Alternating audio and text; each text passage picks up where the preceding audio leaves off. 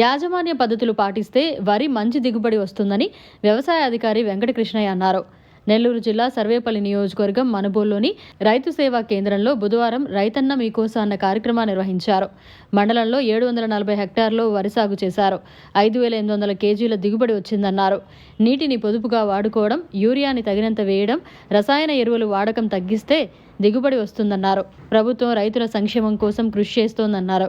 ఈ కార్యక్రమంలో నీటి సంఘం అధ్యక్షుడు పచ్చిపాల రామరెడ్డి, టీడీపీ రాష్ట్ర తెలుగు రైతు ప్రధాన కార్యదర్శి రాయపాటి కిరణ్ కుమార్, కలికి రమేష్ రెడ్డి, వినీల్ రెడ్డి, పచ్చిపాల శ్రీకాంత్ రెడ్డి తదితరులు పాల్గొన్నారు.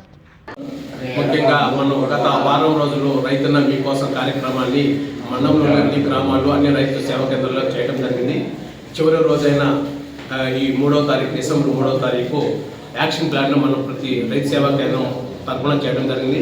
అందులో ముఖ్యంగా చూసుకున్నట్టయితే ఈరోజు వ్యవసాయ శాఖ అధికారి మండల తరఫున మన మనుబోలు గ్రామంలో రైతు సేవా కేంద్రం మనం ఈ కార్యక్రమం పాల్గొనడం జరిగింది.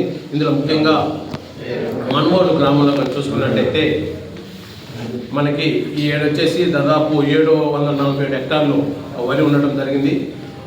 మన దిగుబడిగా చూసుకున్నట్టయితే హెక్టార్కి 8,596 కేజీల్లో దిగుబడి రావడం జరిగింది. ప్రొడక్షన్ కానీ చూసుకున్నట్టయితే 6,421.21 మెట్రిక్ టన్నులు మనకు రావడం జరిగింది.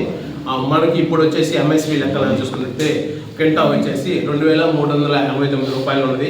గ్రాస్ వాల్యూ అవుట్పుట్ కానీ చూసుకున్నట్టయితే 115,34 లక్షలు ఉన్నది. అలాగే ఇన్పుట్ కాస్ట్ 20 లక్షల దాకా ఉన్నది. గ్రాస్ వాల్యూ అడిషన్ కానీ చూసుకున్నట్టయితే 132.69 లక్షలుగా ఉండటం జరిగింది. ఇది ఒక మన మనుబోలు రైతు సేవా కేంద్రం యొక్క యాక్షన్ ప్లాను. అలాగనే మన గౌరవ ఆంధ్రప్రదేశ్ ముఖ్యమంత్రి నారా చంద్రబాబు నాయుడు గారు మన రైతులను ఉద్దేశించి మన 5 సందేశాలు ఇవ్వడం జరిగింది. ఈ 5 సందేశాలు కానీ రైతు పాటించినట్టయితే రైతులు లాభ చేయవచ్చు అనే ఉద్దేశంతో ఈ 5 సందేశాలు మనకి ఇవ్వడం జరిగింది. వీటిలో ముఖ్యంగా చూసుకున్నట్టయితే నీటి భద్రత, మనకి మంచిగా వర్షాలు పడటము, చెరువులు అట్లాంటి డ్యాములు పూర్తిగా నిండి ఉన్నాయి. అందువల్ల నీళ్లు ప్రతి రైతు ప్రతి సెంటు కూడా మనకి సాగులోకి వస్తుంది.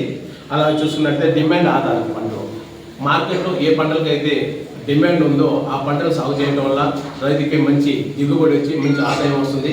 దాని ద్వారా రైతు కూడా మంచి ఇన్కమ్ సాధించి మా కుటుంబాన్ని పోషించుకోవచ్చని కూడా చెప్పడం జరిగింది. తర్వాత టెక్నాలజీ, అగ్రిటెక్ టెక్నాలజీ అంటారు. మనకి ప్రతి విషయంలోనూ ప్రతి రంగంలోనూ టెక్నాలజీ అనేది ఒకటి వస్తుంది. ఆ టెక్నాలజీ వ్యవసాయ రంగంలో కూడా ఉపయోగించుకొని తక్కువ ఖర్చుతో అధిక దిగుబడి సాధించి అధిక ఆదాయం పొందాలని కూడా ఈ టెక్నాలజీ గురించి చెప్తున్నారు. ముఖ్యంగా చూసుకున్నట్టయితే ఈ మధ్యగా చూసినట్టే డ్రోన్ టెక్నాలజీ అనేది వస్తుంది. డ్రోన్ టెక్నాలజీ అనేది వస్తుంది. ఆ డ్రోన్ టెక్నాలజీ వాడటం వల్ల మన తక్కువ కాలంలో పిచికారి రసాయనిక మందులు అయితే ఎరువులు కానీ వాడినట్టయితే అధిక దిగుబడి సాధించి ఖర్చు తగ్గించుకొని లేబర్ ఖర్చులు కూడా బాగా తగ్గుతాయనే ఉద్దేశంతో డ్రోన్ కూడా 80% సబ్సిడీ మీద ఇవ్వటుంది. అలాగే వచ్చి ఆ ఫామ్ మెకనైజేషన్లు, హార్వెస్టర్లు, కలవులు, రొటేవేటర్లు వాడటం వల్ల కూడా మనం కూలీల ఖర్చు తగ్గించి నాణ్యమైన పంటను పండించడానికి తెలియజేస్తున్నాము. ఇవి అన్ని టెక్నాలజీ కానీ చూసుకున్నట్టయితే తర్వాత కానీ చూసుకున్నట్టే ఫుడ్ ప్రాసెసింగ్ అంటే మనకి మనుగోలు ప్రధానంగా వరి పంట కాబట్టి బాగా తేమ 13% ఉండేటట్టు చూసుకొని అవి స్టోర్ చేసుకొని మంచి రేటు వచ్చినప్పుడు అమ్ముకున్నట్టయితే దానికి కూడా మంచి గిట్టుబాటు ధర వస్తుంది. సీజన్లో రావడం వల్ల మనకి తక్కువ రేటు వస్తుంది కాబట్టి కొద్ది రోజులు గోడౌన్లో స్టోర్ చేసుకొని అవి మంచి. మరిన్ని అప్డేట్స్ కోసం మన HN9 టీవీ ఛానల్ని సబ్స్క్రైబ్ చేసుకోండి.